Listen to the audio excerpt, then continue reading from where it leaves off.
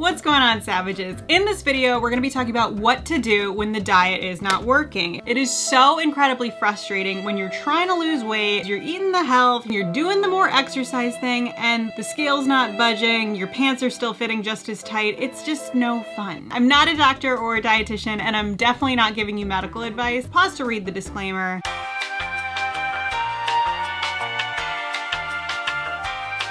I used to be the kind of girl who used to drink her weight in apple martinis and then polish it off at Whataburger.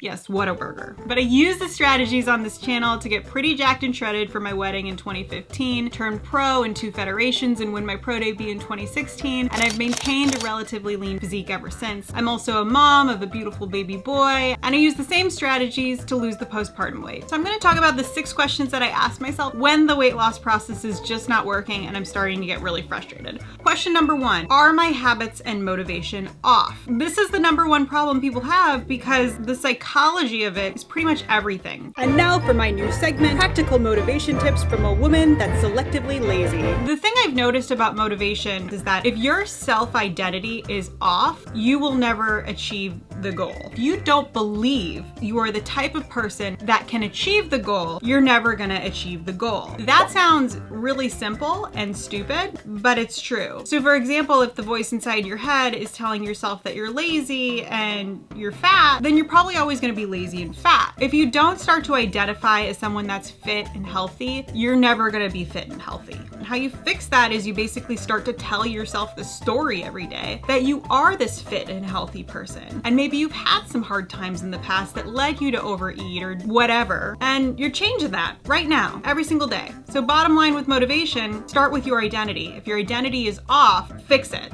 by telling yourself a different story about who you actually are every single day. You're a savage. You get what you want. You make it happen.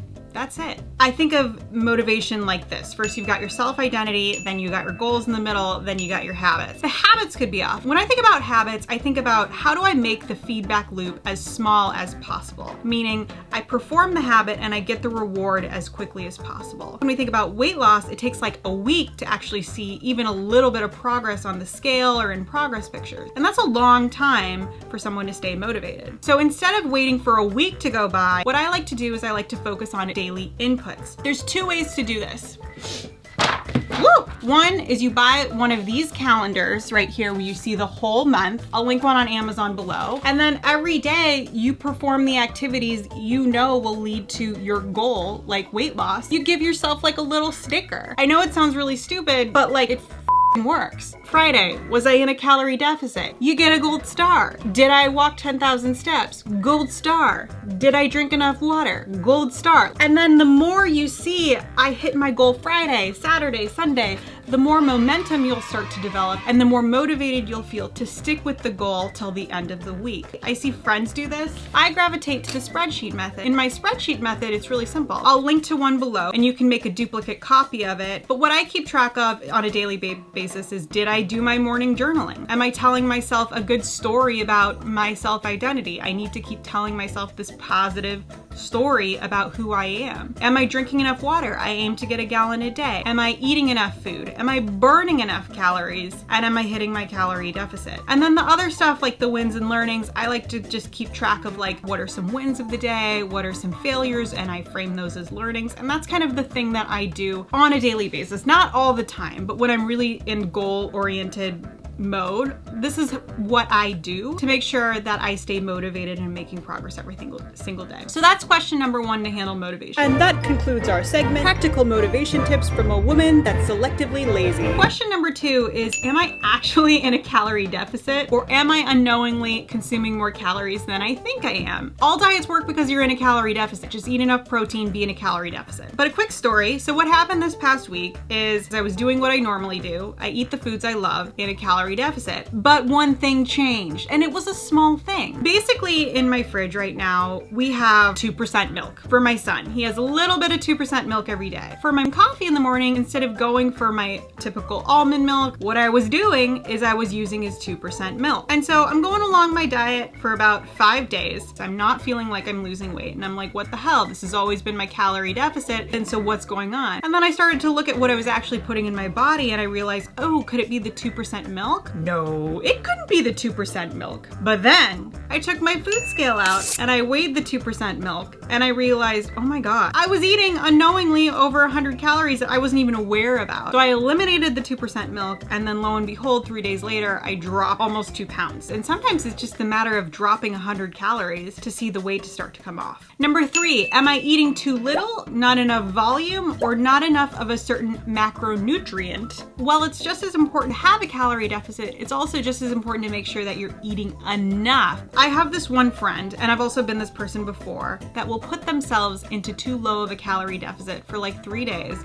And on the 4th day, they just end up binging at night. And it is because their calorie deficit is too steep. It's too aggressive for them. On the other hand, it might just be as simple as moving some of the foods you're eating from processed to not processed at all. So for example, if you go down the weight loss aisle at like a typical grocery store, it's filled with ultra processed foods, protein bars, protein shakes, things that will help you get your protein in, but won't be as filling as eating actual protein. So it could be as simple as just shifting your ultra processed foods to non-processed foods. The other thing I often see people do is they don't eat enough of a certain macronutrient. They hear me say something like, oh, it's just protein and calories, so just maybe I should put all my calories from protein because protein just seems to be so great and everyone says protein's so great. But then if you're not eating enough fat or enough carbs, your hormones are gonna get all out of whack and then you're gonna binge. For me, what I like to do is I like to have at least 25 to 30% of my calories come from fat and about 30 to 40% of my calories come from carbohydrates on a daily basis. This kind of balanced macronutrient level just makes sure that I feel full and I feel nourished. And when I sit down and eat a meal,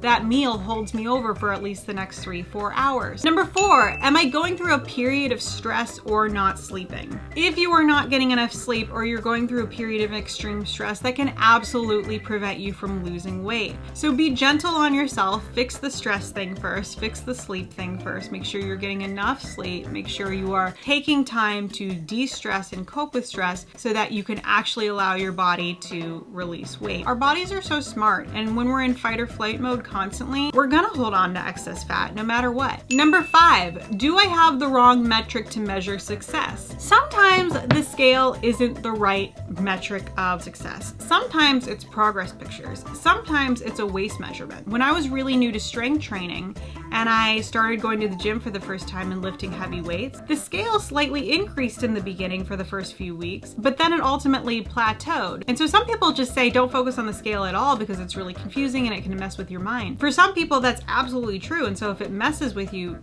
don't focus on the scale. Choose a day every week, take a progress picture. What I do on my iPhone is I go into my settings, I set my video settings to 4K, so I take a really high resolution video, and I will put the camera just right in front of me like this, and I'll just record a video where I pose front, side, back, and then I'll take screenshots of the video and compare those using, what am I using? I think Layout app. I don't know, I'll link it below. And I'll look at that in combination with my waist measurement, because the waist measurement is a good sign of you dropping body fat. You can absolutely drop your waist measurement and not drop it all, and that's a good sign that you're building muscle while losing fat. And the last one is number 6, do I have some kind of a thyroid problem or hormone problem or medical issue? I don't know shit about this, but I do know that after periods of prolonged dieting when I was competing, I would get blood tests done and my thyroid hormones were freaking shot because I had just been in a dieting period for so long. They were not in the healthy range. No matter what I would do, if I kept trying to diet, I wouldn't be able to lose any fat because my body and my hormones was just like, that's not happening.